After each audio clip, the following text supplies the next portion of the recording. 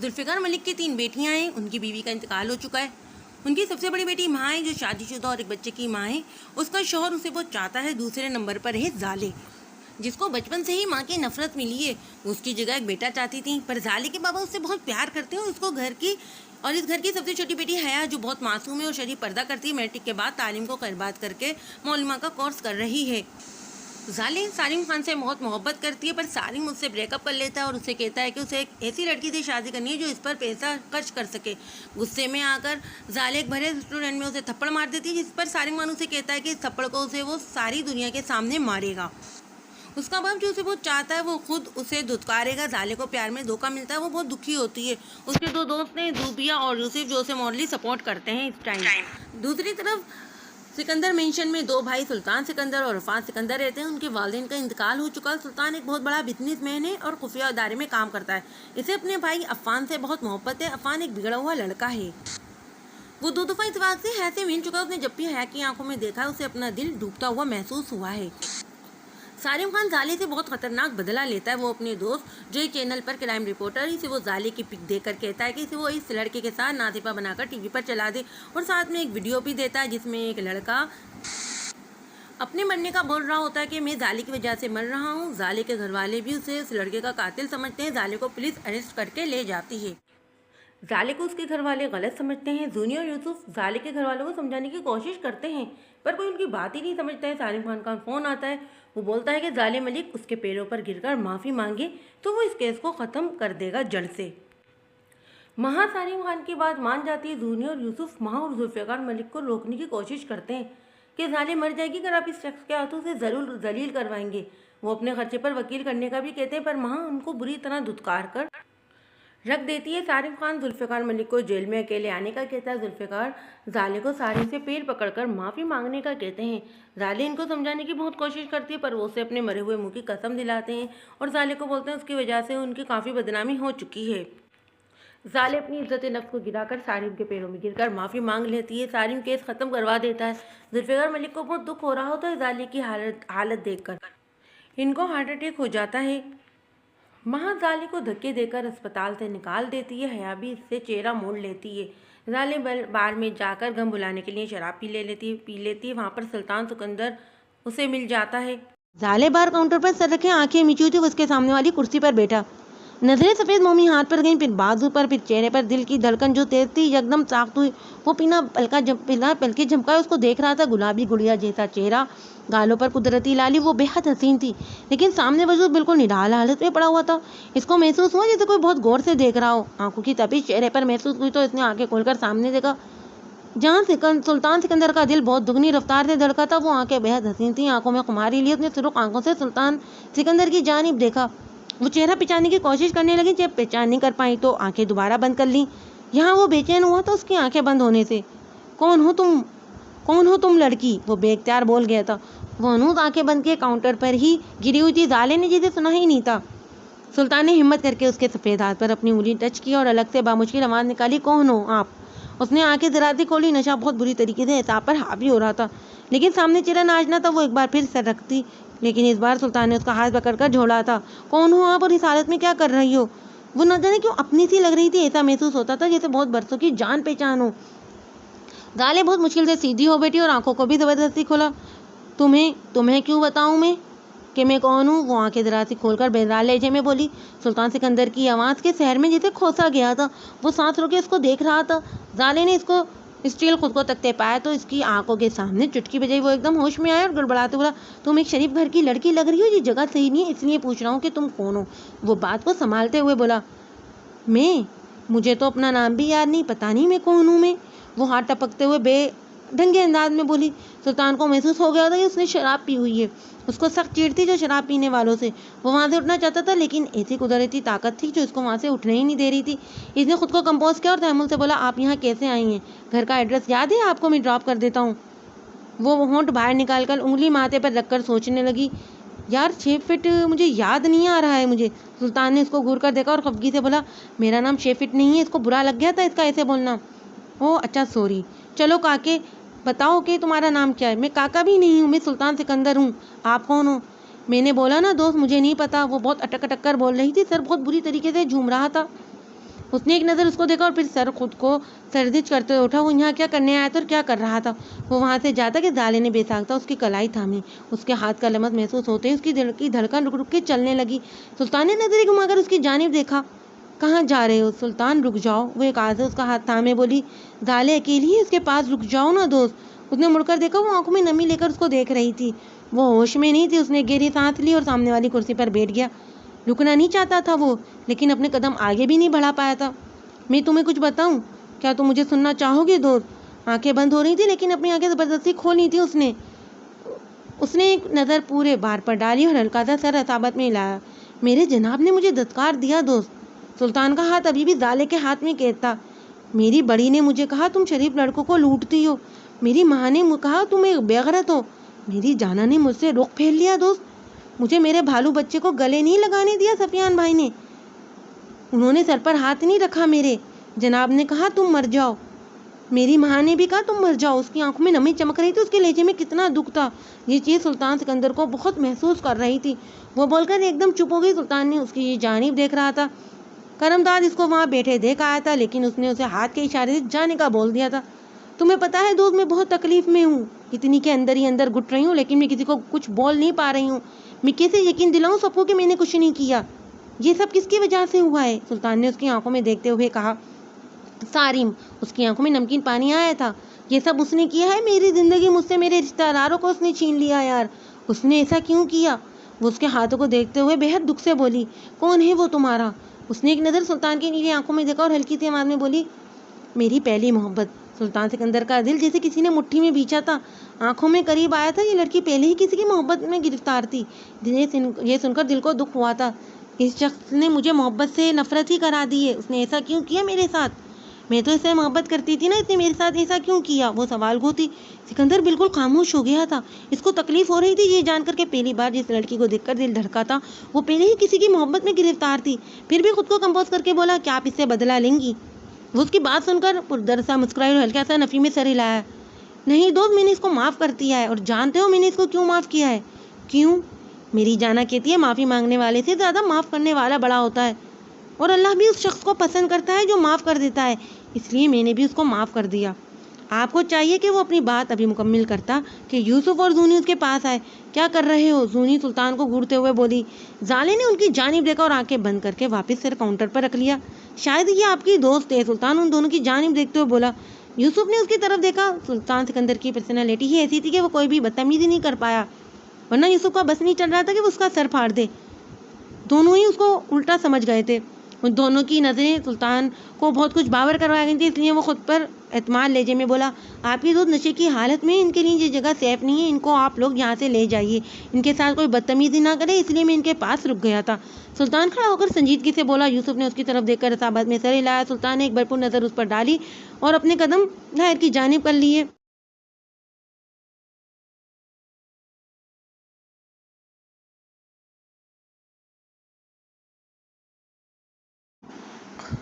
وہ زمین پر جانماز بچھائے اپنے رب کے آگے سجدہ ریز تھی. دل و دماغ ہر طرح سے پریشان تھا.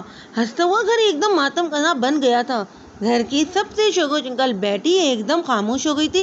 سب نے اس کو دھتکار دیا تھا. گھر کے سربراہ اسپتال میں داخل ہو گئے تھے. ہنستا ہوا گھر ایک دم پریشانی میں گر گیا تھا. ان سب چیزوں کو لے کر وہ معصوم بہت ڈر گئی تھی. اس کو محسوس ہوتا تھا کہ کوئی غلطی ہوئی ہے جس کی وجہ سے وہ شہنشاہوں کا شہنشاہ ان سب سے ناراض ہو گیا تھا. وہ اس چیز کی معافی اپنے رب سے رو رو کے مانگ رہی تھی اور سجدے میں سر رکھ کر بہت بری طرح سے رو رہی تھی. اس اسپتال کے کمرے میں اس کے سسکنے کی آوازیں گونج رہی تھی. بیڈ پر لیٹا وجود بے چین ہو رہا تھا اپنی بیٹی کی سسکیوں سے. اس نے سجدے سے سر اٹھایا. ناک لال سرخ ہو رہی تھی. پورا چہرہ آنسو سے تر تھا. ایک گیلی سانس اندر کو کھینچی اور دونوں ہاتھوں سے چہرہ رگڑ رگڑ کر صاف کیا تھا. سفید چہرہ ایک دم سرخ ہو گیا تھا. وہ جائے نماز سے کھڑی ہوئی اور چل کر ان کے قریب گئی. بیڈ پر لیٹا وجود آنکھیں بند کیے ہوئے تھا. ہاتھ میں زہر لب کچھ پڑا اور تھوڑا سا جھک کر ان کے منہ پر پھونکا. ان کے ماتھے پر اپنے لب رکھے اور ان کے قریب ہی بیٹھ گئی. درود شریف پڑھنے لگی. ذوالفقار صاحب نے آنکھیں کھولی. نظریں سامنے بیٹھی بلیک گاؤن پہنے بلیک ہی حجاب میں لپٹا پر نور چہرے پر پڑی جو پاکیزگی کی اعلیٰ مثال تھی. ان کی یہ بیٹی جس سے وہ بے اختیار نگاہیں چراتے تھے وہ اتنی پاکیزہ محسوس ہوتی تھی جس سے وہ خود ہی نگاہ چرا جاتے تھے. اس کی جانب دیکھا جس کی آنکھیں بند تھیں اور وہ زہر لب کچھ پڑھ رہی تھی۔ انہوں نے ہاتھ اٹھا کر اس کے ہاتھ پر رکھا۔ ہایا نے فوراً آنکھیں کھول کر ان کی جانب دیکھا جن کی آنکھیں اس کی جانب اٹھی ہوئی تھی۔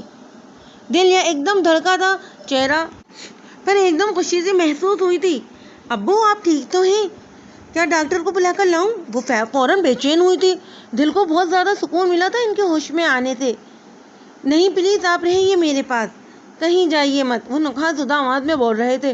انہوں نے ایک نظر پورے کمرے میں گھمائی۔ میری زالے کہاں ہیں؟ وہ بے چین نظریں دروازے پر کرتے ہوئے بولے۔ حیا نے ان کی آواز میں تڑپ محسوس کی تھی، وہ پریشان ہوئی تھی۔ ابو وہ باہر ہے، حیا نے نظریں چراتے ہوئے ان سے کہا۔ انہوں نے نگاہیں دروازے پر ہی مرکوز کی ہوئی تھی۔ وہ دھیمے لہجے میں بولی، حیا ہم نے بہت غلط کیا ہے اپنی زالے کے ساتھ۔ ان کی آواز میں دکھ بول رہا تھا۔ ہمیں ایسا نہیں کرنا چاہیے تھا، لیکن حیا ساری غلطی ہماری تھوڑی ہے، وہ بھی تو قصوروار ہی نا۔ لیکن ہم تو اس کے اتنے نزدیک تھے، وہ ہمارے اتنے کلوز تھے، ہم ان سے اتنا پیار کرتے تھے اور ہمیشہ کرتے رہیں گے۔ لیکن انہوں نے اپنے جناب کو یہ کیوں نہیں بتایا کہ وہ کسی کو چاہتی ہے، کسی سے محبت کرتی ہے، کسی سے شادی کرنا چاہتی ہے؟ ہماری زالے کسی کو پسند کرتی ہے، انہوں نے یہ بات کیوں نہیں بتائی ہمیں؟ ابو اس میں کوئی مصلحت ہوگی؟ وہ نرمی سے ان کے بالوں میں ہاتھ پھیر رہی تھی۔ بہت تکلیف ہو رہی ہے ہمیں یہ سوچ کے کہ ہم ان کے اتنے قریب ہو کر بھی اس مقام پر حاصل نہیں کر پائے جو مقام ان کے زندگی میں زونی اور یوسف رکھتے ہیں۔ ابو وہ دوست ہیں ان کے، وہ اپنی دل کی بات ان سے بول دیتی ہیں، لیکن آپ تو باپ ہیں نا۔ لیکن ہم تو ان کے جناب ہیں نا، وہ ہم سے ہر بات کر لیتی ہے، تو پھر وہ یہ بات کیوں نہیں کر پائی؟ ان کی آواز میں دکھ کا عنصر موجود تھا۔ حیا کے ہاتھ میں ان کا ہاتھ کیک تھا، وہ صدیوں کے بیمار محسوس ہو رہے تھے۔ جسم نکاح زدہ عورت، انہوں نے سنجیدہ سی نگاہوں سے ان کی جانب دیکھا اور دھیمے لہجے میں بولنے لگی۔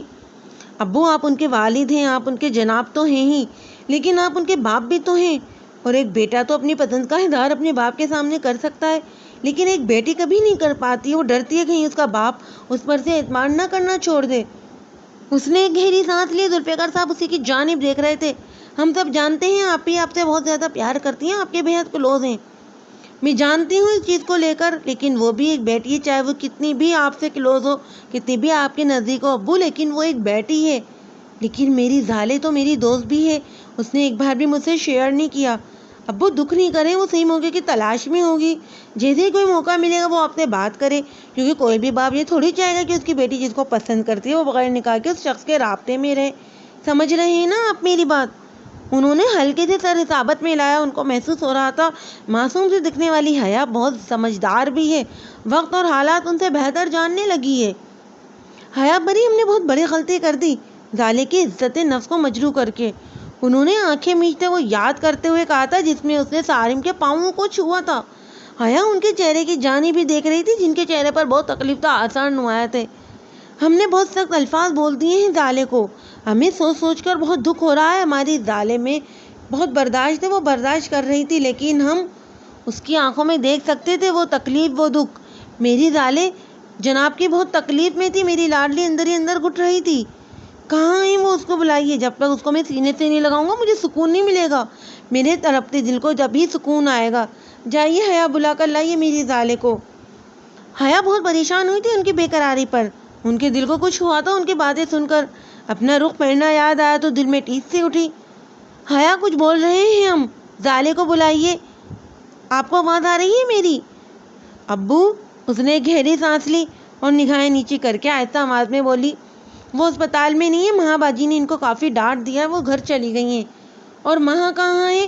وہ بھی گھر گئی ہیں، ابھی ذوحان پریشان ہو رہا تھا، کچھ دیر میں آ جائیں گی، اور آپ پریشان نہیں ہوں، ہم صبح ہی آپ کو گھر لے جائیں گے، پھر آپ زالے آپی کو منا لیجیے گا۔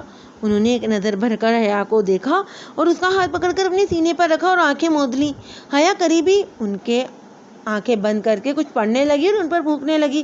ہر بیٹی کی طرح یہ بھی اپنے باپ سے بے حد پیار کرتی تھی، اس لیے ان کی ذرا سی تکلیف پر تڑپ اٹھی تھی، اور اب تو شدت سے اپنی بڑی بہن کا خیال بھی دل میں آ رہا تھا۔ جس وقت اس کو سب سے زیادہ فیملی سپورٹ کی ضرورت تھی، اس وقت سب نے اس کو دھتکار دیا تھا، باپ اور بہن دونوں نے اس کو مر جانے کا بول دیا تھا، لیکن حیا مسکرائی تھی اپنے باپ کی بے چینی پر۔ وہ کسی صورت زالے کو نہیں چھوڑ سکتے تھے، وہ ان کی لاڈلی اولاد تھی۔ سلطان ان لوگوں کے باہر نکلنے تک ان کی پشت کو دیکھتا رہا۔ زالے کو بہت مشکل سے زونی نے سنبھالا ہوا تھا۔ پہلی بار جس لڑکی کو دیکھ کر دل بے قابو ہوا تھا، دل کی رفتار سست ہوئی تھی، وہ لڑکی کسی اور کی محبت میں گرفتار تھی، دل میں تکلیف سے اٹھی تھی، آنکھوں میں کرب آیا تھا۔ اس نے نظریں گھما کر داؤد کو ڈھونڈنا چاہتے ہوئے کونے میں صہیب حسن، عفان سکندر اور کرمداد نظر آ گئے تھے۔ ان لوگوں کی پشتی اس کی جانب، وہ دھیرے دھیرے چل کر ان کے نزدیک آیا۔ اس کے دونوں ہاتھ پینٹ کی جیب میں تھے، وہ ان کے پشت کے بالکل پیچھے کھڑا ہوا تھا۔ عفان بابا گھر چلیے، سلطان بھائی خود آئے لینے۔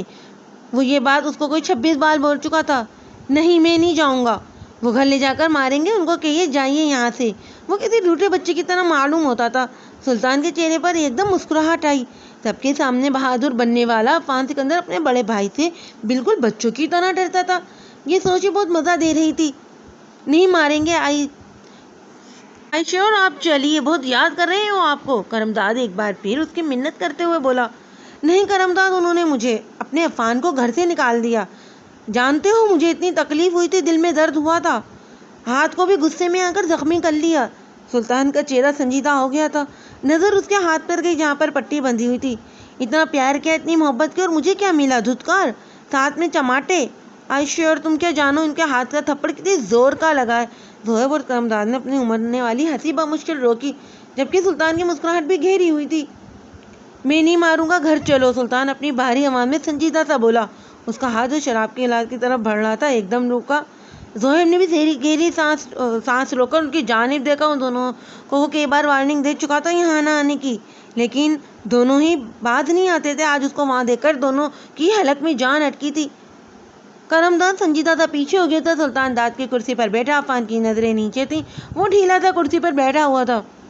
میں نے منع کیا تھا نا یہاں آنے سے، پھر یہاں آنے کا مقصد؟ وہ سامنے کا منظر دیکھتے ہوئے سنجیدگی سے بولا۔ جب گھر والے ہی گھر سے باہر نکال دیں گے تو گھر کے بچے ایسی جگہوں پر ہی آئیں گے۔ اور مجھ سے بات نہیں کریں آپ، مجھے آپ سے کوئی بات نہیں کرنی، وہ نٹوٹے پن سے بولا۔ عفان بچے نہیں ہو تم، سیدھے طریقے سے بات کرو۔ اس کا لہجہ ایک دم سرد ہوا تھا۔ مجھے آپ سے بات نہیں کرنی، آپ نے مجھے گھر سے نکال دیا، اپنے عفان کو گھر سے دھکے مار کر نکال دیا، تھپڑ بھی مارا ہے۔ میں نے آپ سے یہ بھی کہا کہ صہیب نہیں ہے کراچی میں، مجھے نہ نکالیں، پھر بھی آپ نے مجھے گھر سے نکال دیا۔ کتنی تکلیف ہوئی تھی مجھے، یہ بات میں جانتا ہوں، آپ نہیں، وہ نظریں گھما کر بولا۔ سلطان نے ایک نظر اس کو دیکھا، سر نیچے کیا، سفید شرٹ، پھٹی جینس، بال ماتھے پر بکھرے ہوئے تھے، ہاتھ میں مٹی، بھوری آنکھیں نم۔ وہ اس کو بہت زیادہ ہی ناراض معلوم ہوا تھا۔ کیا تم نے اپنی حرکتیں دیکھی ہیں؟ گھر سے باہر رہتے ہو، یہ گند بلا پیتے رہتے ہو، کسی سے بھی لڑائی کر لیتے ہو، کسی فیلڈ میں تم نے آنا نہیں ہے، بزنس تم نے صحیح سنبھالنا، پڑھائی تم سے نہیں ہوتی، آخر کرنا کیا چاہتے ہو تم؟ آج مجھے تفصیل سے بتا دو۔ سلطان بھی غصے سے بولا۔ بھائی مجھے نہیں کرنا ابھی کچھ بھی، ابھی میں اپنی لائف انجوائے کرنا چاہتا ہوں۔ ماما بابا ہوتے تو وہ بھی مجھ پر بہت ذمہ داری نہیں ڈالتے۔ آپ اسے کیوں کرتے ہیں؟ ہر وقت مارتے رہتے ہیں، ڈانٹتے رہتے ہیں، اور اس بار آپ نے مجھے گھر سے ہی نکال دیا۔ نہ چاہتے بھی اس کی زبان سے شکوہ پھسلا۔ سلطان نے دانت پیس کر اس کی جانب دیکھا اور ایک دم غصے سے پھنکارا۔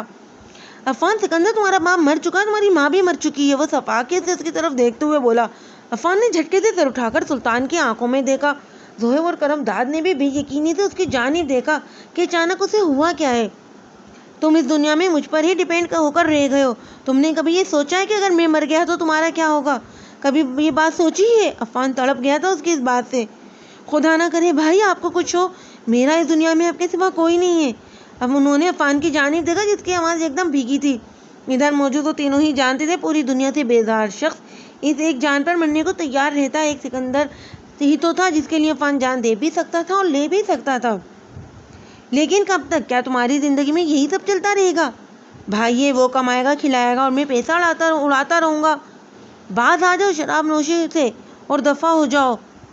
عفان سکندر، لائف اتنی بھی آسان نہیں ہے، تمہارے پاس بہت بینک بیلنس ہے جانتا ہوں، لیکن خود کو تھوڑا چینج کرنے کی کوشش تو کرو یار۔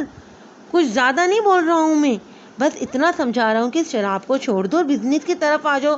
ہر وقت تمہیں سلطان سکندر میسر نہیں ہوگا، ایک نہ ایک دن میں بھی چلے جاؤں گا، تب تم اکیلے کیا کرو گے؟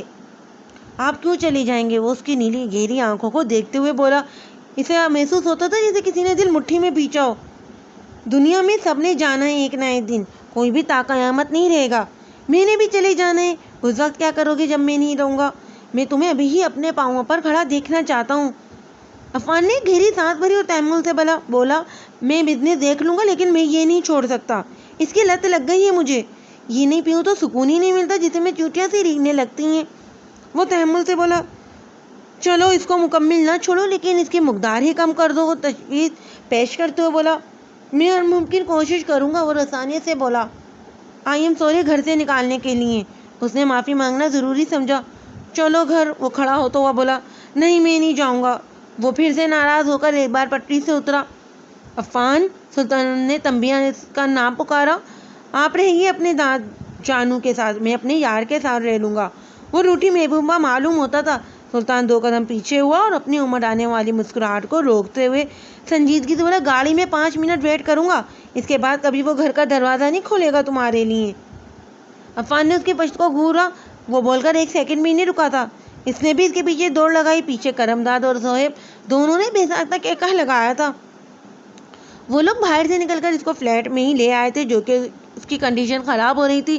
اگر وہ ملک ہاؤس لے جاتے تو پکا یقین تھا ماں ان دونوں کو سر بھی پاڑ سکتی تھی۔ اس لیے اپنا سر بچانے کے خاطر یہ لوگ اسے فلیٹ میں لے گئے تھے۔ وہ صوفے پر بیٹھی ہوئی تھی، سر نیچے تھا اور آنکھیں اٹھی ہوئی تھی۔ سامنے ہی زونی اور یوسف اس کو سپاٹ نگاہوں سے دیکھ رہے تھے۔ دونوں کی پشت کچن کاؤنٹر سے لگی ہوئی تھی۔ یہ کیا حرکت ہے ظالے، کچھ بتانا پسند کریں گی؟ یوسف نے اس کو دیکھتے ہوئے دانت پیس کر بولا۔ وہ دانت نکال کر ہنسنے لگی۔ زونی کے ماتھے پر بل پڑے، دماغ ٹھیک ہے تمہارا؟ کیا کر رہی ہو یہ سب ظالے؟ ذوالفقار ملک ہوش میں آؤ، اس میں صبر بہت کم تھا۔ وہ بہت جلد بھڑک جاتی تھی، جبکہ اس کے برعکس ظالے خاموشی سے سب کچھ ہوتا دیکھتی رہی تھی اور آخر میں سب ٹھیک کر جاتی تھی، لیکن اس بار سب کچھ غلط ہی ہوتا جا رہا تھا۔ یوسف نے کچھ سیکنڈ تک اس کو دیکھا جو اب اپنا سر تھامے ہوئی تھی۔ زونی، لیمو پانی لے کر آؤ، اس کا نشہ تو اترے تھوڑا۔ وہ کافی سنجیدہ انسان تھا، 30 سال کا ہوتے ہوئے بھی اس کی ذہانت 30 سال تجربے کار انسان جتنی تھی۔ وہ سری صحابت میں لا کر کچن کی طرف بڑھی، اس ظالے کو ہی دیکھ رہا تھا جو آنکھیں نیچی کر کے بیٹھی ہوئی تھی۔ یوسف چلتا ہوا اس کے برابر میں ٹک گیا۔ سامنے ہی زونی ان دونوں کو بآسانی دیکھ سکتی تھی۔ ظالے کھانا کھاؤ گی؟ وہ اس کے قریب بیٹھتے ہوئے بولا۔ اس نے ایک اداس نگاہ اس پر ڈالی اور پیچھے صوفے سے ٹیک لگایا اور آنکھیں مول لی۔ شراب کیوں پی؟ تم نے جانتی ہو یہ نہیں پینی تھی تم نے، حرام مشروب ہے یہ۔ تو پھر کیوں اس کو اپنے گلے سے اتارا؟ اس نے اپنی آنکھیں کھولی، کالی گہری آنکھیں لال سرخ ہو رہی تھیں۔ وہ ابھی بھی کچھ نہیں بولی تھی۔ یوسف نے صوفے سے ٹیک لگا لی، اس کی جانب سنجیدہ نگاہوں سے دیکھنے لگا۔ لیمو پانی۔ زونی نے گلاس ظالے کے سامنے کیا۔ کچھ پل وہ اس کو خالی نگاہوں سے دیکھتی رہی۔ کچھ پل بعد وہ گلاس ظالے کے ہاتھ میں تھا۔ وہ اپنی انگلیاں اس کے چاروں جانب گھما رہی تھی۔ زونی اور یوسف کو بہت غور سے دیکھ رہے تھے۔ وہ بہت خاموش اداس معلوم ہوتی تھی۔ اس نے گلاس منہ سے لگایا اور ایک جھٹکے سے ہی اس کو اپنے اندر انڈیل کر پی گئی۔ پانی معدے میں جاتے ہی دل و دماغ میں کچھ سکون پیدا ہوتا، لیکن آنکھیں بند سی ہونے لگی تھی۔ یوسف نے اس کو آنکھیں بند کرتا دیکھ کر زونی کی جانب سنجیدگی سے دیکھا اور سپاٹ انداز میں بولا، میں گھر جا رہا ہوں، تم دونوں یہیں رک جاؤ۔ کسی بھی چیز کی ضرورت ہو تو مجھے کال کر دینا۔ کل ہم تینوں اپنا چارج سنبھالنا ہے۔ یہ اٹھ جائے تو یہ بات اس کو بھی گوشے گزار کر دینا۔ وہ بول کر لمبے ڈھک بھرتا ہوا فلیٹ سے ہی نکلتا چلا گیا تھا۔ پیچھے اس نے سر ثابت میں سر لایا اور ظالے کی جانب دیکھا جس کا سر ایک جانب ڈھلکا ہوا تھا۔ سر خبر ملی ہے؟ وہ پوری سانس کے ساتھ بولا۔ یہ لڑکا کوئی 24-25 سال کا تھا۔ وہ گھبرایا ہوا ڈرائنگ روم میں داخل ہوا، سانس پھول رہا تھا اور لڑکا کافی گھبرایا ہوا معلوم ہوتا تھا۔ سامنے ہی ایک ٹیبل رکھی ہوئی تھی اور اس کے ساتھ ایک چیئر جس کی پشت اس لڑکے کی جانب تھی۔ وہ چیئر پر آہستہ جھول رہا تھا۔ اس چیئر پر بیٹھے وجود کے ہاتھ میں ایک چین تھی جسے 2 انگلیوں کی پوروں پر وہ گھما رہا تھا۔ اس کے ہاتھ ایک دم ساخت ہوئے تھے، لیکن صرف کچھ پل کے لیے۔ پھر سے وہ واپس اس عمل کو دوبارہ شروع کر دیا تھا اس نے۔ سر، جس بندے کو ہم نے کچھ دن پہلے مارا تھا اس کے ہی باپ نے ایک ٹیم ہائر کی ہے اور بولتے ہیں وہ بہت خطرناک ٹیم ہے۔ اس کا لیڈر آج تک کوئی مشن نہیں ہارا ہے۔ اس کی پہچان ہی ڈیول کے نام سے ہوتی ہے سر۔ اس نے ہم سے پہلے بھی کئی گینگ برباد کر کے ختم کر دی ہیں۔ اس کے ساتھ 3 لوگ اور بھی ہیں، 2 لڑکیاں اور 1 لڑکا۔ وہ لوگ بھی کم نہیں ہیں۔ ابھی تک جس بھی ٹیم کے ساتھ انہوں نے کام کیا ہے اس میں ان کو فتح حاصل ہوئی ہے۔ وہ بول کر خاموش ہوا تو اس کی پشت کو ہی دیکھ رہا تھا جس کے ہاتھ ہی نظر آ رہے تھے اور اس میں گھومتی وہ چین۔ کمرے میں کچھ پل خاموش رہی۔ وہ لڑکا ایک بار پھر بولا، سر وہ کسی کو نہیں چھوڑے گا، وہ سب کو مار دے گا سر۔ آپ کا بچنا اور ہمارے گینگ کا بچنا اب ناممکن ہے کیونکہ ڈیول ہم میں سے کسی کو نہیں چھوڑے گا۔ اس کی اس بات سے کرسی پر بیٹھے وجود کے ہاتھ تھمے اور کرسی پہ جھولنا بند ہوئی تھی۔ اس نے ایک جھٹکے سے آنکھیں کھولی، کافی گہری آنکھیں جس میں ایک الگ وحشت تھی۔ سر آپ بتائیے اب کیا کرنا ہے؟ مجھے تو کچھ سمجھ نہیں آ رہا ہے۔ ہم سب کا اب کیا ہوگا؟ تم کس کی اجازت لے کر اندر آئے ہو؟ سرد اور وحشت بھری آواز سامنے کھڑے نوجوان کا لیکن اس کی توقع کے مطابق جواب ساری باتوں کے بعد اتنا ہی بولا تھا۔ اس کے بولنے سے کمرے میں ایک دم گھرا سناٹا چھا نہیں تھی۔ وہ لڑکا سمجھ چکا تھا کہ اس نے یہاں آ کر بہت بڑی غلطی کر دی ہے۔ وہ کرسی گھومی، کمرے میں عجیب سی آواز پیدا ہوئی۔ وہ کرسی پر بیٹھا کوئی 30 سال کا شخص تھا، چوڑی جسامت، سامنی رنگ، گدے سے نیچے تک بال جو چوپونی میں کہتے، بلیک 3 پیس میں بلا کا حسین لگ رہا تھا۔ اس کی آنکھیں گہری کالی کلر کی تھی اور سیاہ مائل تھے۔ وہ اپنی مثال آپ تھا، وہی کہ جس میں کرسی سے کھڑا ہوا سامنے والوں کو سمجھنے سے پہلے ٹیبل سے گن ہاتھ میں اٹھے اور سیدھا دل کا نشانہ باندھا۔ کمرے میں گولی چلنے کی آواز آئی تھی اور ایک بندے کی سانس رک چکی تھی۔ اس نے گردن ٹیڑھی کر کے اس کو دیکھا جو بے سوچ زمین پر پڑا تھا، آنکھوں کے ساتھ ساتھ دل کی دھڑکن بھی بند ہو چکی تھی۔ وہ مسکرایا، پراسرار مسکراہٹ۔ وہ اس کے قریب نیچے بیٹھا تھا۔ اس نے کچھ پل اس کی جانب دیکھا اور گمبھیر آواز میں بولا، مجھے افسوس ہے تمہاری موت کا، میں تمہیں مارنا نہیں چاہتا تھا، لیکن تم یہی ڈیزرو کرتے تھے۔ تم مجھے ڈرا رہے تھے، مجھے شاہ نواز کو۔ اس دنیا میں کوئی پیدا نہیں ہوا ہے جو بادشاہ کی ہستی ختم کر سکے۔ میں شاید تمہیں چھوڑ دیتا، لیکن تم بغیر اجازت کے بھی آئے تھے۔ وہ بول کے کچھ پل خاموش ہوا تو اس نے ایک سائڈ اسمائل سے سلائش کو دیکھا اور کھڑا ہوا، لیکن پھر بھی مجھے افسوس رہے گا تمہاری موت کا۔ وہ بول کے رکا نہیں تھا، اس کمرے سے ہی باہر نکل گیا تھا۔ وہ ایسا ہی تھا، بہت شفاق۔ اس کے لیے کسی بھی انسان کی سانسیں چھیننا نہایت آسان عمل تھا۔ نام تو اس کا شاہ نواز تھا، لیکن سب اس دنیا میں اس کو بادشاہ کے نام سے جانتے تھے۔ وہ دیکھنے میں بہت حسین تھا، سامنی رنگت، اس پر کندھے تک آتے بال اس شخص پر خوب جھکتے تھے۔ وہ جتنا حسین تھا، اس کا کردار، اس کے عمل اتنے ہی بدصورت تھے، اور وہ دعویٰ کرتا تھا کہ آج تک اس دنیا میں کوئی پیدا نہیں ہوا جو اس کی ہستی ختم کر سکے۔ اب اس چیز کا فیصلہ تو اللہ نے کرنا تھا۔ وہ سب بھول چکا تھا اور یہ تک بھول گیا تھا کہ اوپر بیٹھی ایک اللہ کی ذات بھی ہے جو اس ہستی کو 2 منٹ میں مٹا سکتی ہے۔ وہ فلیٹ کی گیلری میں کھڑی کسی گہری سوچ میں گم تھی۔ کالی گہری آنکھیں آسمان کی جانب تھیں اور چہرہ سپاٹ سا تھا۔ جو حالت رات کے وقت تھی، اس کا کوئی بھی اثر چہرے پر موجود نہیں تھا۔ وہ ایسی کیوں تھی، وہ خود بھی نہیں جانتی تھی۔ اپنی ہر چیز، اپنا ہر عمل وہ خود ہی چھپا لیا کرتی تھی۔ اپنا ہر دکھ خود میں رکھنے والی کل رات ایک انجان شخص کے سامنے خود ہی کھول گئی تھی۔ وہ اس انسان کے بارے میں سوچ رہی تھی، ذالے ذوالفقار ملک سلطان سکندر کے بارے میں سوچ رہی تھی۔ Good morning. اپنے پیچھے ایک کپ سے زونی کی آواز ابھری۔ وہ مڑی، ہاتھ میں بھاپ اڑاتی کافی کے 2 کپ تھامے وہ اس کی جانب ہی دیکھ رہی تھی۔ گڈ مارننگ، وہ بس اتنا ہی بولی اور چہرہ واپس آسمان کی جانب موڑ لیا۔ کوئی بھی احساس چہرے سے واضح ہی نہیں ہونے دے رہی تھی۔ نیند ٹھیک آئی تمہیں؟ اس کے برابر میں کھڑی ہوتے ہوئے بولی اور کافی کا کپ اس کی جانب بڑھایا۔ اس نے بنا اس کی جانب دیکھے کپ تھام لیا اور بس اتنا ہی بولی، ہاں۔ زونی نے اس کی جانب دیکھا اور کچھ سوچ کر بولی، پھر کیا سوچا ہے تم نے؟ کس بارے میں؟ وہ ایک سپ لیتے ہوئے آنکھیں ابھی بھی آسمان پر مرکوز تھیں۔ اس نے ایک گہری سانس لی اور مٹھیاں بھینچ کر بولی، سارم کے بارے میں۔ ذالے نے آنکھیں میچی تھیں اور ہاتھ میں تھاما کپ ریلنگ پہ رکھا تھا۔ ایک لمبی گہری سانس لی اور بیدار لہجے میں بولی، اس کا کچھ نہیں کرنا ہے مجھے، چھوڑ دو اس کو، میں نے معاف کیا، دفع کرو مجھے، اب اس سے کوئی سروکار نہیں ہے۔ ایسے کیسے چھوڑ سکتے ہو تم اس انسان کو جس نے تمہاری زندگی برباد کرنے میں کوئی کسر نہیں چھوڑی ہے؟ وہ تیز لہجے میں بولی اور کافی کا کپ ریلنگ پر پٹکا۔ ذالے نے ایک سنجیدہ نگاہ سے اس کی جانب دیکھا اور مضبوط لہجے میں بولی، زونی، میں کوئی 18 سال کی لڑکی نہیں ہوں جو اس سے بدلے لیتی پھروں، دفع کرو، جو ہونا تھا ہو گیا۔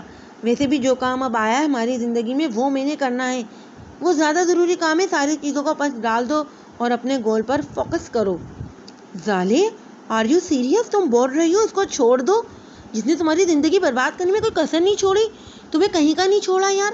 تمہارے بابا جان، تمہاری جانا ماں سب تمہارے خلاف ہو گئے ہیں، یہاں تک کہ سفیان بھائی بھی، اور تم بول رہی ہو اس کو چھوڑ دو۔ اس کو بتاؤ کون ہو تم، وہ جو تمہیں ایک معمولی 15,000 کمانے والی لڑکی سمجھ کر تمہارے ساتھ یہ سب کر گیا۔ اس کو بتاؤ تم اصل میں کون ہو، تمہاری پہچان اصل میں کیا ہے، مجھے بتاؤ اس کو کون ہو تم۔ زونی کا بس نہیں چل رہا تھا اور صارم کی گردن پکڑ کر موڑ دے۔ ذالے نے گہری سانس ہوا کے سوٹ کی اور بےزال لہجے میں بولی، یار زونی بس کر دے، اب اس ٹاپک کو میں نے معاف کر دیا، اس کو چھوڑو اس بات کو، مجھے ابھی گھر جانا ہے اور اپنا سامان لے کر واپس فلیٹ میں آنا ہے۔ کیا مطلب؟ تم کیا ملک ہاؤس میں نہیں رہو گی؟ وہ چمپے سے بولی۔ نہیں، وہ ایک بار پھر احساس سے آری لہجے میں بولی، چہرے پر کوئی آثار ہی تاثر ہی نہیں تھے جسے پتہ لگا جائے کہ اس کے اندر کیا چل رہا تھا۔ لیکن کیوں؟ وہ حیرت کے سمندر میں تھی۔ اس گھر کے مکینوں نے مجھ سے میری عزت نفس تک چھین لی ہے، اب نہیں جانا ہے مجھے اس گھر میں۔ مجھے پر بھروسہ نہیں کیا، میرا ہاتھ اس وقت چھوڑ دیا جب مجھے ان لوگوں کی سب سے زیادہ ضرورت تھی۔ مجھ پر اپنی ذالے پر کسی نے بھروسہ نہیں کیا۔ جناب اور ماں دونوں نے کہا میں مر جاؤں، تو آج سے ذالے ذوالفقار ملک ان سب کے لیے مر گئی۔ اب مجھے ان کا ہاتھ نہیں تھامنا ہے، میں اکیلی اس دنیا میں رہوں گی، اکیلی۔ اس کے لہجے میں کسی چیز کا عنصر نہیں تھا، ہر لہجہ، ہر احساس جذبے سے آ رہی تھا۔ واہ ذالے واہ، تم اس 2 ٹکے کو انسان کو تو معاف کر سکتی ہو لیکن اپنے گھر والوں کو نہیں۔ اس نے ایک بے بس نگاہ سے اس کی طرف دیکھا اور سرد لہجے میں بولی نہیں، اور بنا دوسری بات سنے اپنے کمرے کی جانب بڑھ گئی۔ زونی بس اس کی پشتی دیکھتی رہ گئی، اور وہ اپنی کرنے والی تھی، وہ جو سوچ لیتی تھی وہی ہر حال میں کر کے ہی مانتی تھی۔ ناشتے کی ٹیبل پر روز کی طرح آج بھی کرمداد سلطان خاموشی سے ناشتہ کر رہے تھے۔ گھر کا چھوٹا نوابزادہ ابھی تک سو رہا تھا۔ سلطان نے اس کو جگایا بھی نہیں تھا، نہ کرمداد کو بھیجا تھا۔ سلطان نے گلا کھنگار کر اپنی سرد بھاری آواز میں کرمداد کی جانب متوجہ ہوا۔ عفان آج آفس جانے کا بولے گا، لیکن داد کسی بھی صورت عفان کو آفس نہیں آنے دینا۔ لیکن کیوں بھائی؟ کیونکہ آج میں آفس نہیں جاؤں گا، مجھے پرائیویٹ روم جانا ہے ٹیم کے ممبر سے ملاقات کرنے، پھر بادشاہ کے کیس پر بھی فوکس کرنا ہے۔ ایسے میں اگر میں آفس جاتا ہے تو یہ سب کچھ خراب کر کے ہی واپس آئے گا، اس لیے اس کو گھر میں روک کر رکھنا، اور یہ بھی باہر نہیں جانا چاہیے، باہر جائے گا تو اس گندی جگہ پر ہی جائے گا۔ سلطان بھائی لیکن وہ کسی کے قابو میں نہیں آتے ہیں، اگر انہوں نے ڈیسائیڈ کر لیا آج ان کو جانا ہے تو ان کو بھی وہاں جانے سے دنیا میں کوئی نہیں روک سکتا، آپ جانتے ہیں یہ بات۔ وہ کیسے سب کا حال برا کر دیں گے، لیکن جائیں گے ضرور، وہ بے بس لہجے میں بولا تھا۔ کرمداد میں آج یہاں نہیں رک سکتا، مجھے جانا ہے ہر حال میں، اور یہ میرا آرڈر ہے، تم کسی بھی طریقے سے اس کو گھر میں روک کر رکھنا، کسی بھی صورت میری غیر موجودگی میں وہ آفس میں نہیں جانا چاہیے۔ آئی بات میری بات تمہیں سمجھ؟ پلیز سلطان بھائی، وہ ایک بار پھر بے بس لہجے میں بولا۔ کرمداد تم اس سے بڑے ہو، وہ تم سے نہیں، تم اچھے سے جانتے ہو میری غیر موجودگی میں وہ آفس کا حشر کر دے گا۔ آج کسی بھی صورت اس کو گھر میں روک لو، رات تک اس سے پہلے ہی گھر واپس آ جاؤں گا، پھر میں خود ہی اس کو کنٹرول کر لوں گا۔ کرمداد نے ایک بے بس نگاہ ان کی جانب دیکھا، پھر گردن کو ثابت میں ہلا دی۔ وہ کچھ اور کر بھی کہہ سکتا تھا، ان دونوں بھائیوں کے بیچ وہ بری طرح پھنس چکا تھا۔ ٹھیک ہے عفان، اور گھر کا خیال رکھنا، جب ملاقات ہوتی ہے۔ وہ الوداع کلامات بول کر گھر سے نکلتا چلا گیا۔ پیچھے اس نے ایک نظر اس کو جاتے دیکھا، پھر ایک نظر اوپر کمرے کی جانب دیکھا جہاں وہ بپھرا ہوا شیر سو رہا تھا۔ وہ خاموشی سے ملک ہاؤس میں انٹر ہوئی تھی۔ سامنے ہی لاؤنج میں سفیان اور ماں بیٹھے ہوئے تھے۔ ان دونوں نے ایک نظر اس کو دیکھا جو بالکل خاموشی سے اوپر کی جانب بڑھ رہی تھی۔ دونوں نے ہی کوئی رد عمل نہیں دیا تھا۔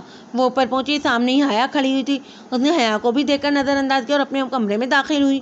حیا بھی پیچھے پیچھے اس کے کمرے میں داخل ہوئی تھی۔ ظالے بالکل خاموش تھی، ایک لفظ کسی سے نہیں بولی تھی، نہ سلام، نہ دعا، نہ کوئی بات۔ حیا اس کو ذوالفقار صاحب کا پیغام دینے ہی اس کے پیچھے پیچھے روم میں آئی تھی، لیکن اس کو بیگ تیار کرتا دیکھ کر حقیقتاً پریشان ہوئی۔ اس نے سوٹ کیس نکالا اور اپنے کپڑے اس میں رکھنے لگی۔ حیا حیران ہو کر اس کی ساری کارروائی دیکھ رہی تھی۔ جب برداشت نہیں کر پائی تو بے یقین لہجے میں بولی، بجو آپ گھر چھوڑ کے جا رہی ہیں؟ ظالے نے جواب دینا ہی ضروری نہیں سمجھا۔ وہ بالکل خاموش تھی اور جلدی جلدی ہاتھ پیر چلا رہی تھی۔ بجو مجھے کم سے کم آپ جواب تو دے دیں، میں نے تو کچھ بھی نہیں کیا، آپ کو پلیز بتا تو دیں کیا بات ہے، میری کیا غلطی ہے جو آپ مجھ سے بات نہیں کر رہی ہیں؟ ظالے اس کے سائڈ سے نکل کر ڈریسنگ ٹیبل کے پاس آئی اور باقی کا سامان بھی سمیٹنے لگی۔ بجو میری طرف دیکھیے تو صحیح، میں نے کچھ نہیں کیا ہے، آپ ایسے کیوں کر رہی ہیں میرے ساتھ؟ کیسے ہم سب کو چھوڑ کے جا سکتی ہیں؟ پاپا اسپتال میں بار بار آپ کا پوچھ رہے تھے، وہ رو دینے کو ہوتی۔ ظالے نے ایک نظر روک کر اس کی جانب دیکھا تو حیا گڑبڑا کر 2 قدم پیچھے ہوئی۔ ظالے اس کے بغل سے نکل کر سوٹ کیس کی جانب بڑھی اور اس کو بند کیا، اسے تھام کر دروازے کی جانب بڑھی۔ حیا کا دل کوئی مٹھی میں بھیج رہا تھا، اب اس سے آنسو بےتاب ہو کر پلکوں کی باڑ توڑ کر رخساروں پر پھیل چکے تھے، لیکن وہ کسی صورت نہیں رکی تھی۔ دروازہ کھول کر نیچے کی جانب بڑھی۔ حیا نے جلدی سے چہرے پر نقاب کیا اور نیچے کی طرف بڑھی۔ ماں اور سفیان ظالے کے ہاتھ میں بیگ دیکھ کر اپنی اپنی جگہ سے کھڑے ہوئے تھے۔ ظالے نے بیگ نیچے رکھا اور بک شیلف کے پاس گئی، وہاں سے 2-3 بکس لی اور مین گیٹ کی جانب بڑھنے لگی۔ ماں کبھی سفیان تو کبھی حیا کو دیکھ رہی تھی، یہ سب کیا ہو رہا ہے؟ برداشت نہیں ہوا تو ڈائریکٹ اس سے مخاطب ہوئی، کہاں جا رہی ہو؟ وہ ضبط کے باوجود بھی خود کو روک نہیں پائی تھی۔ ظالے کے قدم رکے تھے لیکن چند سیکنڈ کے لیے، وہ واپس باہر کی جانب بڑھ گئی تھی۔ ماں اور حیا فوراً اس کے سامنے آئی تھیں۔ حیا تو باقاعدہ آنسوؤں سے رو رہی تھی، جبکہ ماں کی آنکھوں میں بے یقینی تھی۔ وہ ایک بار پھر بولی تھی، یہ سامان لے کر کہاں جا رہی ہو ظالے؟ بابا تمہیں اسپتال میں یاد کر رہے ہیں۔ اس نے ایک سپاٹ سی نگاہ سے اس کی جانب دیکھا لیکن بولی ابھی بھی کچھ نہیں۔ سفیان ان تینوں کو ہی دیکھ رہا تھا۔ ظالے نے چہرہ پھیل لیا تھا، اس کا صاف مطلب یہ تھا کہ وہ بات نہیں کرنا چاہتی تھی۔ تم گھر چھوڑ کے جا رہی ہو؟ ماں کسی خدشے کے تحت بولی، لیکن ظالے ایک لفظ نہیں بولی تھی۔ چپ کا ایسا کفل لگا تھا کہ ٹوٹنے کا نام ہی نہیں لے رہا تھا۔ بجو ایسا نہیں کرے، بابا کو آپ کی بہت ضرورت ہے اور مجھے بھی، اور ہم سب کو، وہ روندے ہوئے لہجے میں بولی۔ ماں کی آنکھوں میں بھی آنسو چمکے تھے، وہ بھی بے بس لہجے میں بولی، ظالے تم نے گھر کو چھوڑ کے نہیں جا سکتی کسی بھی صورت۔ میں بابا کو تمہاری بارے میں کیا بتاؤں گی؟ بار بار پوچھ رہے ہیں وہ تمہارا، اس نے ایک نظر اپنی دونوں بہنوں کو دیکھا تھا اور ان کے سائڈ سے نکل گئی تھی. حیا روکتی رہ گئی تھی لیکن وہ نہیں رکی تھی. ماں اور سفیان اس کے پیچھے تک گئے تھے لیکن اس نے جانا تھا وہ چلی گئی تھی. اس گھر کی سب سے لاڈلی بیٹی آج اس گھر اور اس گھر کے لوگوں کو تنہا چھوڑ کے چلی گئی تھی. آج ذوالفقار ملک پتھر دل بن گئی تھی جو آج اپنے باپ کے پکارنے پر بھی ان کے پاس جانے کے لیے رضامند نہیں تھی. آج ظالم ملک نے اپنی جنت، اپنی کل کائنات، سپنا سب کچھ چھوڑ کر تنہا نکل گئی تھی. اس کو نہ آج ماں کے آنسو نے روکا تھا، نہ حیا کی سسکیوں کو نے. آج وہ چلی گئی تھی. وہ تینوں اس جگہ پہنچ گئے تھے جہاں ان لوگوں کو بلایا گیا تھا. آج اس شخص سے ملاقات ہونی تھی جس کے بارے میں ان تینوں نے بہت اچھے الفاظ سنے تھے.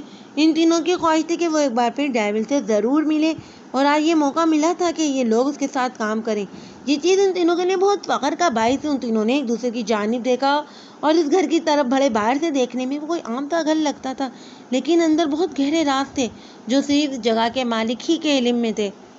اس لڑکے نے گھر کے دروازے پر دستک دی. اندر سے اجازت ملتے ہی وہ تینوں ایک ساتھ گھر کے اندر داخل ہوئے. تینوں نے جیسی ڈریسنگ کی ہوئی تھی، بلیک پینٹ شرٹ، اس کے اوپر بلیک ہی لانگ کوٹ. لڑکیوں نے بال پانی میں قید کیے تھے جبکہ لڑکے نے بال جیل سے سیٹ کیے ہوئے تھے. وہ صرف ایک ہی کمرہ تھا، دیوار پر بلیک کلر سے رنگی ہوئی تھی. سامنے 4 کرسیاں رکھی ہوئی تھی. پورا کمرہ خالی تھا. دائیں جانب ایک کچن بھی تھا جہاں سے کھٹپٹ کی آوازیں آ رہی تھی. تینوں بالکل سناٹے میں تھے اور چہرے کو ہر احساس سے عاری رکھا ہوا تھا جبکہ وہ تینوں اندر عجیب سے کیفیت کا شکار تھے کہ یہ کیسی جگہ ہے. خوش آمدید نوجوانوں. سلطان نے اپنے سرد تو سپاٹ انداز میں ان تینوں کی جانب دیکھتے ہوئے بولا. چلتے ان کے سامنے آئے. وہ خود ایک بلیک پینٹ اور وائٹ شرٹ میں تھا.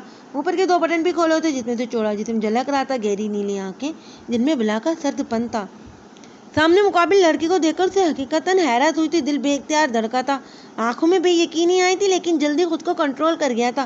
سامنے اس کو دیکھ کر وہ تینوں بھی حیرت ہی کے سمندر میں غوطہ زن ہوئے تھے. رات میں وہ اس شخص سے ملے تھے جس نے اپنا نام سلطان سکندر بتایا تھا اور ابھی وہ سامنے شخص ڈیول کی پہچان لیے کھڑا تھا. کمرے میں خاموشی کا ہی راج تھا. دونوں سائڈ کے لوگ حیرت کے سمندر میں تھے لیکن سلطان جلدی سنبھل گیا تھا اور واپس اپنی ٹون میں آتے ہوئے وہی سرد لہجے میں بولا. آپ لوگ اپنا انٹرویو دینا شروع کریں. کرسی کھینچ کے ان لوگوں کے سامنے ٹانگ پر ٹانگ رکھ کر بیٹھا. نگاہیں مقابل لڑکی کے چہرے پر تھی جو شاید سانس روکے اس کی جانب دیکھ رہی تھی. اس کی آنکھوں کے سامنے کل کے سارے منظر گردش کر رہے تھے. وہ نشے میں بھی کچھ نہیں بھولی تھی. رات کی ایک ایک بات اس کے ذہن میں نقش تھی کہ وہ کیسے ایک اجنبی کے سامنے کھل گئی تھی اور وہی اجنبی سامنے بیٹھا ہوا تو کافی گھبراہٹ ہو رہی تھی اس وجہ سے. میرا نام یوسف رضا ہے. میں 23 سال کا ہوں. بکنگ میں ماسٹر ہوں. فائٹر بھی کافی اچھا ہوں. ابھی تک میں نے جتنے بھی کیسز میں کام کیا ہے کامیاب ہوں. امید کرتا ہوں اس کیس میں بھی انشاءاللہ فتح حاصل کریں گے اور مجھے خود سے بھی یہی امید ہے آپ میرے کام سے خوش ہوں گے. سلطان نے سر کو اصابت میں ہلایا. میرا نام زونیا شیراز ہے. میں یوسف کی طرح ہیکنگ نہیں کر سکتی لیکن میں جاسوسی کر سکتی ہوں. خود کی بھی جان پر کھیل کر انفارمیشن جمع کر سکتی ہوں. دشمنوں کی ہڈیاں 2 منٹ میں چٹکا سکتی ہوں. امید کرتی ہوں آپ میرے کام سے خوش ہوں گے. سلطان کی نظر اب اس لڑکی پر تھی. میرا نام ظالم ذوالفقار ملک کے نام میں ہیکنگ کر سکتی ہوں. نہ میں کسی کی ہڈیاں چٹکا سکتی ہوں لیکن میں اس انسان کو ایسی جگہ مار سکتی ہوں جہاں اسے پانی بھی نصیب نہیں ہوگا. امید بھی میں یہی کرتی ہوں کہ آپ میرے کام سے خوش ہوں گے. باقی جو اللہ کو منظور. وہ بالکل سیدھا لب و لہجے میں بولی تھی. سلطان کے لب ہلکے سے مسکرائے تھے. وہ کرسی سے کھڑا ہوا تھا. تینوں ہی اپنے اپنے ہاتھ پشت پر باندھے اس کے عین سامنے کھڑے ہوئے تھے. آپ تینوں جانتے ہیں اس مشن میں جان جانے کا خطرہ ہے. 10 منٹ لگیں گے اور انسان ختم ہو جائے گا. کیا آپ تینوں ایسے مشن میں شامل ہونا چاہیں گے جس میں موت کا خدشہ ہو؟ ظالم نے سنجیدگی سے اس کی جانب دیکھا اور نہایت سرد لہجے میں بولی. جس دن یہ فیلڈ جوائن کی تھی نا سر، اسی دن ہی سر پر کفن باندھ لیا تھا. اب موت کا کوئی ڈر نہیں ہے. یا تو اس جنگ میں فتح حاصل کریں گے یا اپنے ملک کے لیے شہید ہو کر واپس لوٹیں گے. چہرے پر شیطانوں جیسی سختی تھی. لہجے میں کوئی احساس کا عنصر نہیں تھا. اس کی بات سن کر دونوں نے ثابت میں سر ہلایا تھا. سلطان کو اپنا اس کی آنکھوں میں دکھا تھا. دل میں بے اختیار اس کے الفاظوں پر دھڑکا تھا. اس نے دانت بیچ کر خود کو کنٹرول کیا اور واپس اپنی جگہ سنبھالی. باقی باتیں سب کرتے رہے اور باتیں چلتی رہیں. بادشاہ کوئی عام انسان نہیں ہے. اس نے کئی زندگیاں برباد کی ہیں. کئی لوگوں کو اجاڑ دیا ہے. کئی اہلکاروں کو موت کی نیند سلا دیا تو کئی بہادر سپاہیوں کو بھی نہیں بخشا. جو سربراہ رحمان پاشا ان کے بیٹے کو بھی موت کی نیند سلایا ہے. بادشاہ نے کئی عزتیں پامال کی ہیں. اس نے اتنا آسان نہیں ہوگا اس شخص کو اس دنیا سے ختم کرنا. اس شخص کو ختم کر بھی دیں گے تو اس کے بہت سے ایسے لوگ پروان چڑھ گئے ہوں گے جو اس ملک کو اندر ہی اندر کھوکھلا کر دیں گے. اس لیے اس کے ساتھ ہی ساتھ ہمیں اس کے پورے نظام کو برباد کرنا ہوگا. وہ بول رہا تو نگاہیں ان تینوں کے ہی گرد گھوم رہی تھی جن کی آنکھوں میں آگ کی سی تپش تھی. اس بار یہ ابدی نیند سوئے گا؟ سونی نفرت سے اس کے بارے میں سوچتے ہوئے بولی۔ یوسف نے سلطان کی جانب دیکھا اور سنجیدگی سے بولا، سر یہ شخص دیکھتا کیسا ہے؟ یہی چیز یوسف آج تک کسی کو بھی نہیں پتا، کسی نے بھی نہیں دیکھا اسے۔ آج تک اس کا اصل نام تک کسی کو معلوم نہیں ہوا ہے، سب اس کو بادشاہ کے نام سے جانتے ہیں۔ ہمیں انفارمیشن نکالنی ہوگی تبھی ہمارا کام آگے بڑھ سکے گا۔ یوسف نے سر عصابت میں ہلایا۔ سر آپ کے پاس کوئی پلاننگ ہے؟ زالے سنجیدگی سے بولی۔ وہ کب سے ایک ہی چیز نوٹ کر رہا تھا، جو حالت اس کی رات میں تھی اس کا کوئی عنصر بھی اس لڑکی کے چہرے اور لب و لہجے سے معلوم نہیں ہو رہا تھا۔ ایک بار تو وہ خود بھی حیران ہوا تھا کہ شاید یہ لڑکی ہی نہیں ہے۔ نہیں، فی الحال ابھی تک اس کے بارے میں کوئی پلاننگ نہیں کی ہے، لیکن ایک بار یاد رکھنا اس کے پاس یہ خبر پہنچ گئی کہ اس بار اس کی ٹیم میں کون کون شامل ہے جس کو ختم کرنا چاہتا ہے، اس لیے اپنی حفاظت آپ لوگوں کو خود کرنی ہوگی۔ تینوں نے بے وقت عصابت میں سر ہلایا تھا۔ اب آپ لوگ جا سکتے ہیں، جس کو مجھے جو کام دینا ہوگا میں انفارم کر دیا کروں گا، اور ایک چیز، ہم اپنے پروفیشنل کام کو پرسنل کاموں سے دور رکھیں گے۔ یہ بات وہ زالے کو دیکھ کر بولا تھا، ورنہ مجھے 2 منٹ لگیں گے اس شخص کو اپنی ٹیم سے نکالنے میں۔ وہ بالکل سپاٹ لہجے میں بولا۔ زالے سن کر دانت بیچ گئی تھی، لیکن جلدی خود کو کمپوز کر گئی تھی۔ یہ سر، وہ تینوں ایک آواز میں بولے تھے۔ مہا اور حیا ایک ساتھ اسپتال کے کمرے میں داخل ہوئی تھی۔ کھانا لے کر سامنے ذوالفقار صاحب آنکھیں موندے لیٹے ہوئے تھے۔ ان کی موجودگی محسوس کر کے انہوں نے فوراً آنکھیں کھولی تھی۔ حیا اپنا نقاب اتار رہی تھی، جبکہ مہا کھانے کا سامان سائڈ ٹیبل پر رکھ رہی تھی۔ ذوالفقار صاحب نے دونوں کو ایک نظر دیکھا اور جلدی سے دروازے کی جانب دیکھنے لگے۔ مہا کی نظر ان کی طرف اٹھی۔ ان کو آنکھیں کھولے دیکھ کر ان کی نظروں کی جانب دیکھا جو دروازے پر نگاہ جمائے کسی کا بے صبری سے انتظار کر رہے تھے۔ ان کو دکھ پہنچا تھا، وہ سمجھ چکی تھی وہ کس کو ڈھونڈ رہے ہیں۔